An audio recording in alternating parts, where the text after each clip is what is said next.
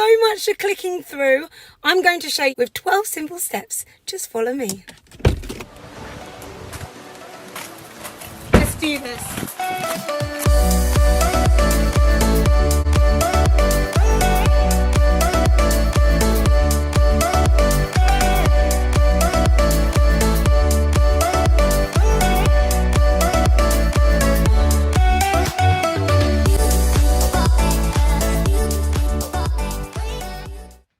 Congratulations for clicking through and getting instant access to this lesson. This lesson changed my life. I am now the boss of my life.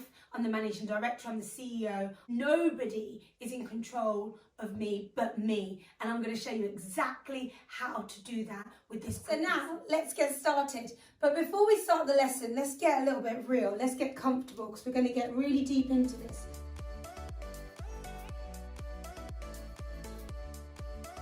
I'm going to run through it as quickly as I possibly can so that you have the information and then you can take what you like and leave what you don't. But the idea is for you to know. And the minute I understood this, I was able to completely change my life. Your thoughts are powerful. And when I say that, I don't mean it in a woo-woo, wishy-washy way. I mean it in a scientific way, in a physiological way. Our thoughts are very powerful. And every time we have a thought and we hold that thought consistently, what it does is it manifests in our body, in our minds. It creates our future, it creates our life.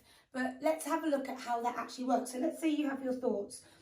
And let's say that there are two sides of life. There's the positive side of life, which is where I am always going to be. And then there's the negative side of life.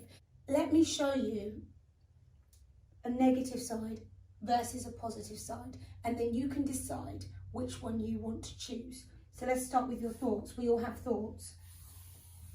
And we've got the negative side and we've got the positive. So when you have a thought, let's say a thought like doubt and worry. Doubt and worry are on the negative side of life. Because the opposite to doubt and worry on the positive side of life is faith and hope. Now, I always choose faith and hope. And the reason I choose faith and hope is because I understand how powerful thoughts are. And I understand because of the knowledge that I've learned. I understand. So if you choose to have faith and hope, that's because you understand. And the reason why you understand is because you have spent time getting the knowledge. On the other side, which is negative, you choose doubt and worry. And that is because you don't understand the power of thoughts and you've not got the knowledge. So let's call it ignorant. Now, I'm not saying you're ignorant, or we can, instead of ignorant, let's say lack of knowledge. That's more kinder, isn't it? Lack of knowledge. So we have lack of knowledge. So we choose the thought, doubt and worry. But what happens with doubt and worry is you hold on to doubt and worry. That turns into fear. Let me explain. You suddenly have this doubt and worry that somebody might break into your car while you have it parked outside a shopping centre. So you suddenly think someone could break into my car. That's doubt and worry. And then what happens is the more and more you think about the doubt and worry, it turns into a fear. Oh, someone's going to break into my car. So then you have the fear. Now, fear is an emotional way of thinking in the mind. It's your thinking. It's a thought that you have. Fear is in the mind. So how do we get the fear out of the mind? Well, the fear comes out of the mind, and that's when it moves the body into a state called anxiety. So let me recap. Doubt and worry turns into fear. The fear is emotionalized, internalized, and it's all in your mind. But it needs to move from your mind into your physical body because we have to manifest. We manifest things from our thoughts to our body, and then it moves the body into a state that we call anxiety. And with anxiety is never expressed. It's always suppressed. It's held in. You hold on to the anxiety along with the fear and the doubt and the worry.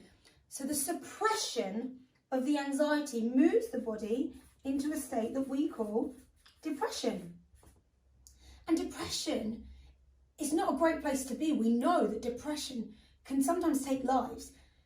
So now you have a body that's depressed and you're in depression. So you have a body that's not comfortable. In fact, it's at a dis-ease. So you've got doubt and worry that then becomes fear. You emotionalise it and then physically move the body into a state of anxiety. Anxiety is never expressed. It's always suppressed.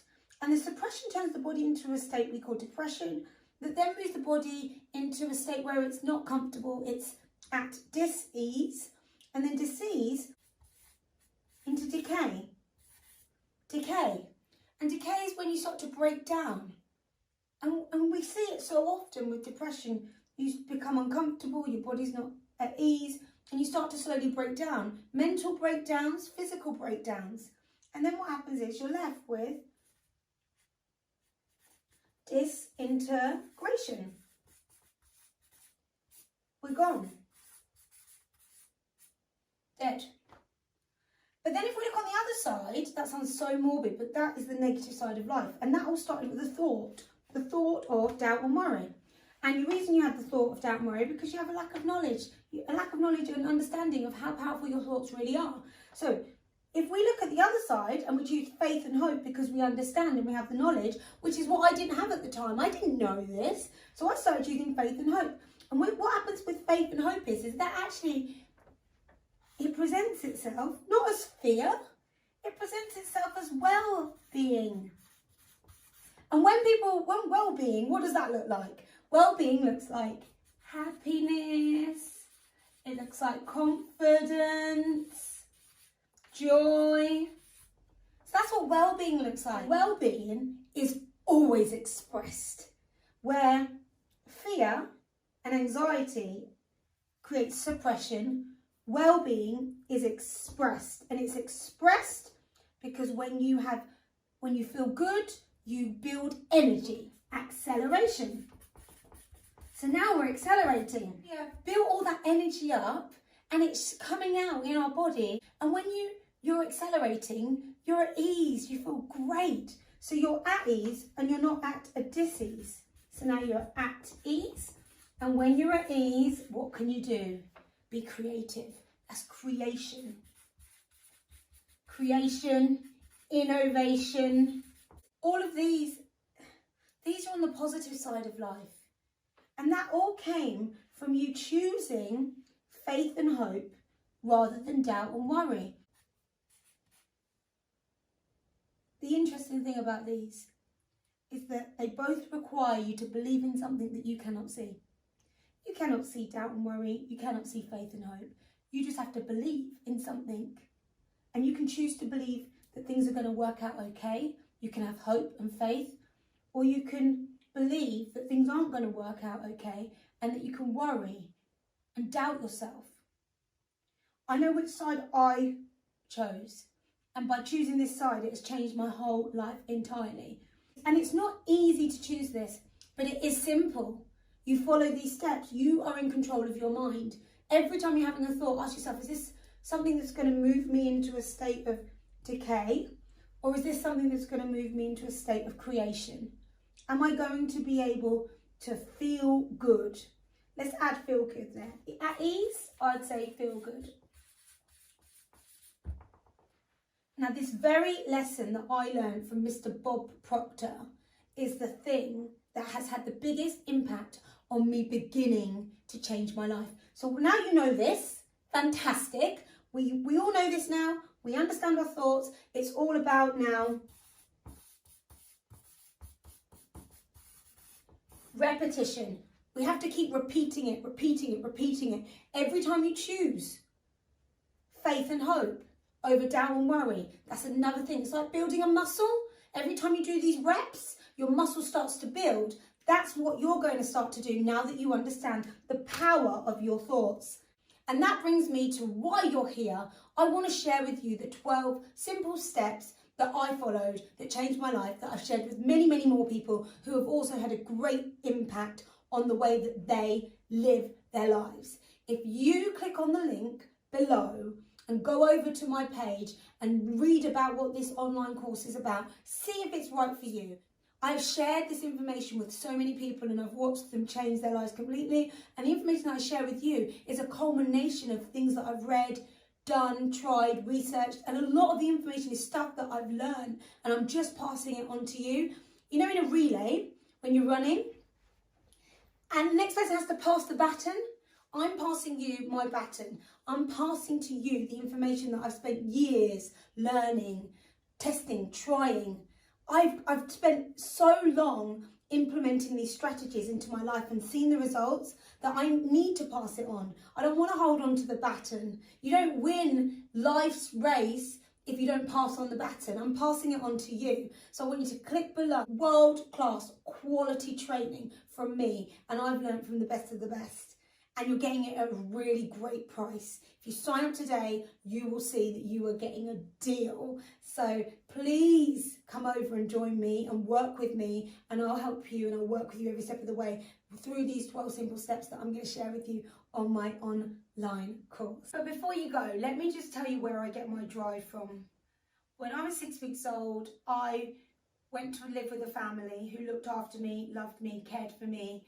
And my mum in particular was my biggest cheerleader. She would cheer for me. I can still hear her cheering for me. She has taught me how to be a cheerleader. She's not here anymore. She passed away and it was painful to say goodbye. And I think about her every day. But the one thing that keeps me going every day, I can hear her voice cheering for me.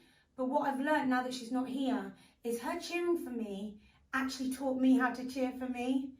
And I feel like I've had a masterclass in how to cheer for somebody. And that's why I do what I do. I want to cheer for you, but I also want to show you how you can cheer for yourself and change your life and become everything that you're capable of becoming. Because we get one life. When my mum passed away, on the day at the crematorium, it was full of people who all had something to say about her. And it got me thinking, what do I want people to say about me when I leave this earth? And I want to ask you, what do you want people to say about you when you leave this earth? I want to help you to be able to shake off the feeling of being trapped. I want to unloosen your shackles. I want you to be able to break free and step into your greatness and change your life on every single level, whether it's health, wealth, confidence, whether it's being a great parent, whether it's being a motivator, whatever it is you want to do, whatever your goal is, I will take you from where you are now to where you want to be in 12 simple steps when you work with me. Click on the link, press the button, whatever it is. Just come over, have a read, have a look at some of the testimonials. If you need to, send me a message and I'll tell you more about it. I'm here and I've created this online course with these 12 simple steps so that I can help as many people as possible.